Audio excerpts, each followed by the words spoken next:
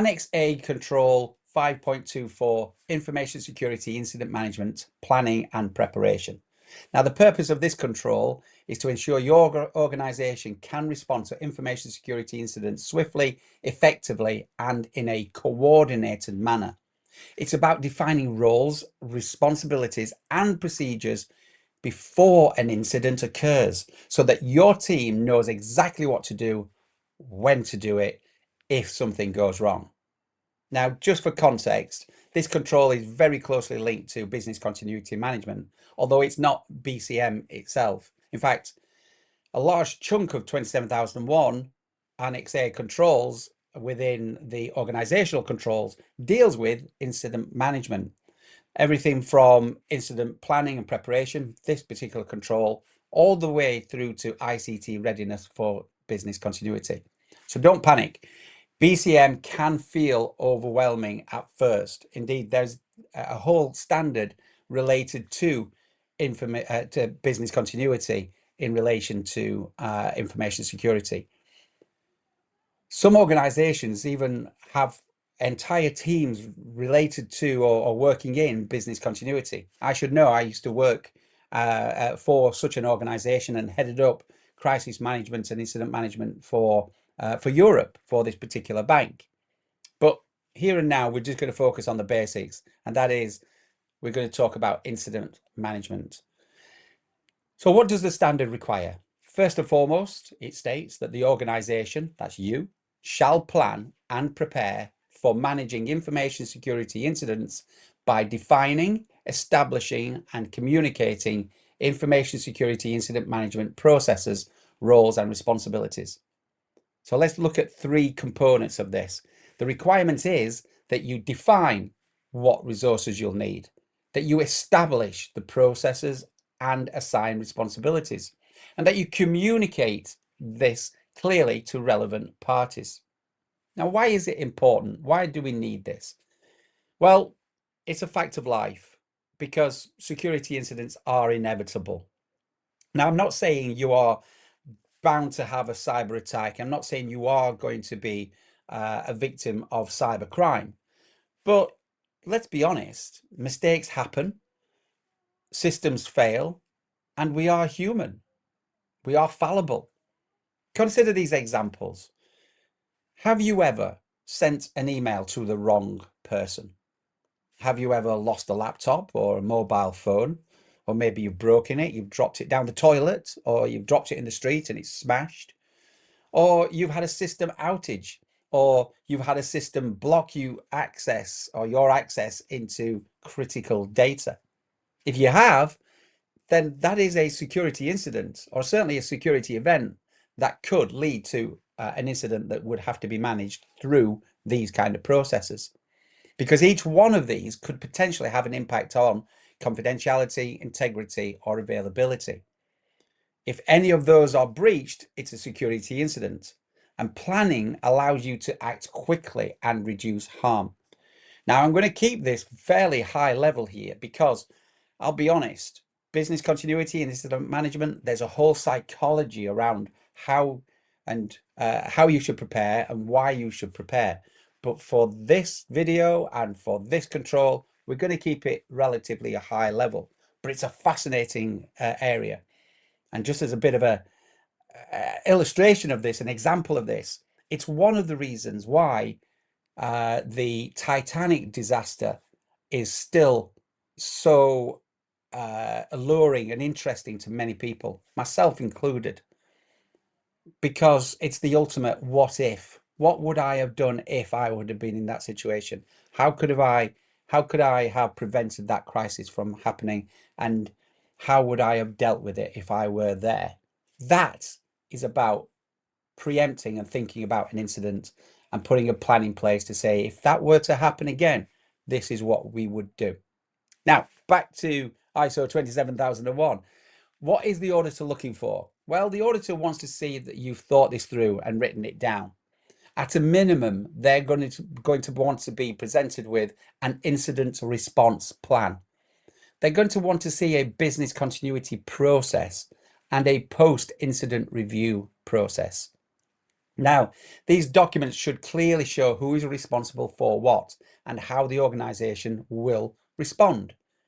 They may also expect to see a business impact analysis, which is essentially you asking each of your functions, well, what are the resources that you need as a minimum if we were to lose access to systems or access to our premises? What would you need? They're also going to expect to see that the plan has been tested or exercised. So what do you need to do? Well, I would always say start with a BIA, a business impact analysis. And this can be done on a very simple spreadsheet. And all you're looking to capture is the key functions in your business, resources needed to keep them running, which systems do they need, maximum acceptable downtime. So how long could finance live without their finance system? How long could HR live without the HR system? And how long could IT live without some of their monitoring tools? Or perhaps the development team, how long could they survive without having access to their data code repositories, for instance?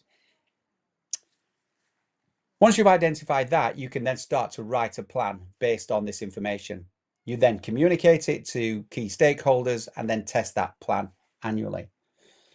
I think once you've actually got to this point where you're thinking about completing a BIA, one of the things that you should be looking to do almost immediately is asking a very simple question.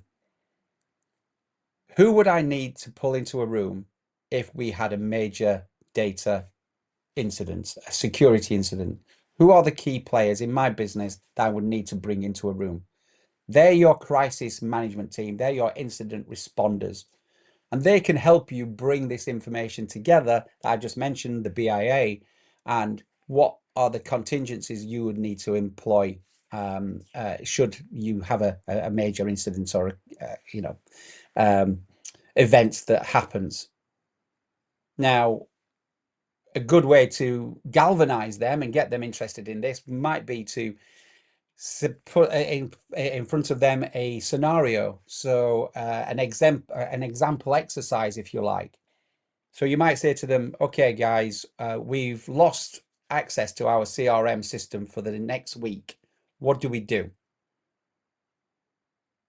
Walk your leadership team through that scenario, then document the decisions that are made and any gaps that are identified. And really what you're trying to draw out is not just steps, but any assumptions being made, where people say, oh, well, it's okay, because if the CRM goes down, we've got all the information held on this system. At which point someone puts their hand up and says, yeah, we shut that system down 6 months ago.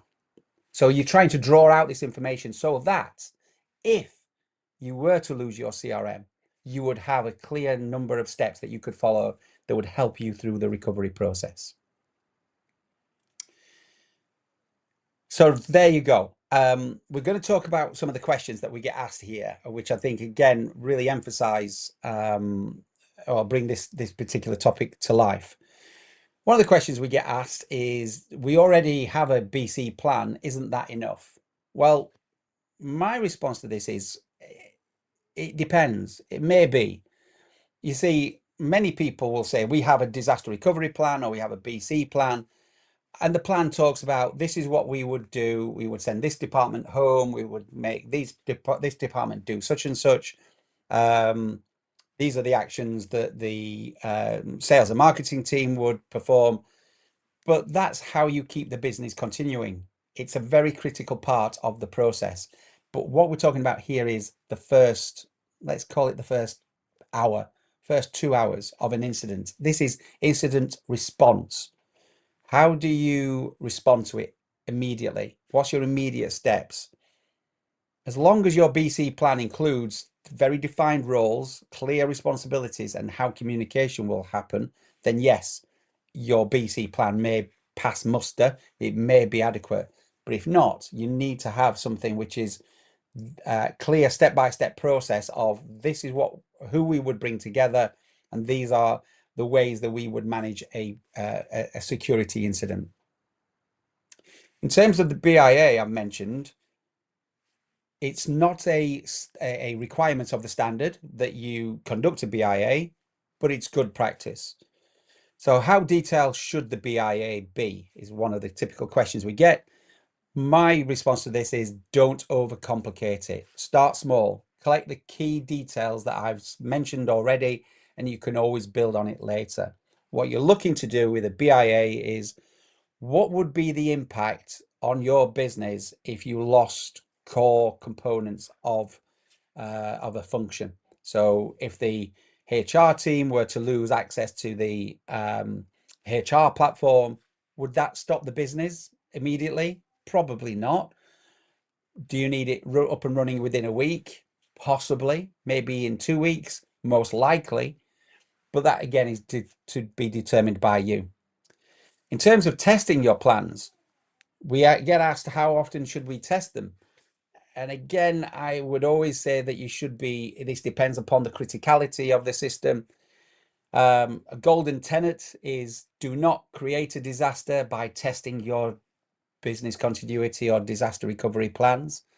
An annual exercise of your leadership team. So a scenario that I just mentioned earlier, we've just lost access into one of our systems. We've just had a client who has just complained to us that our data has just been, they've been notified that all their data is now on the dark web, and they've just been alerted to this. What's our response? That tabletop exercise is a great way to get support for security and in particular incident response.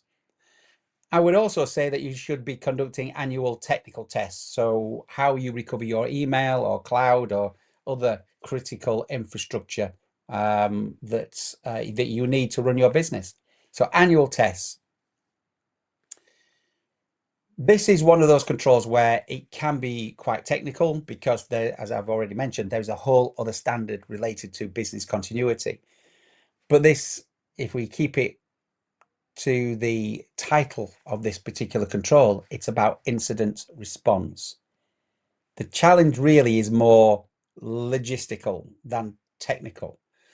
So just focus on the logistics, the theory of this is what we would do if we were to suffer some major calamity. Don't overcomplicate this. Keep your plans simple because I promise you that the more detailed the plan is, the less likely people are going to read it. So my final words of advice are simply this. Your incident response plan should be 2-3 pages at most. Your business continuity plan, again, similar, 2-3 pages at most. Your disaster recovery plans, which tend to be more technical, can be made up of many other subsequent documents that you can reference, but keep them simple because the more detail, the more pages, when a crisis occurs, the less likely people are going to read them. The best plan in the world is useless if it's too complex to follow during a crisis. Keep it simple, understandable, and regularly updated. And that way, when something happens, if something happens, you'll have a good response to it. So that is Annex A Control 5.24, Information Security, Incident Management, Planning and Preparation. Good luck with it. I hope that has been useful, and I look forward to seeing you on the next control.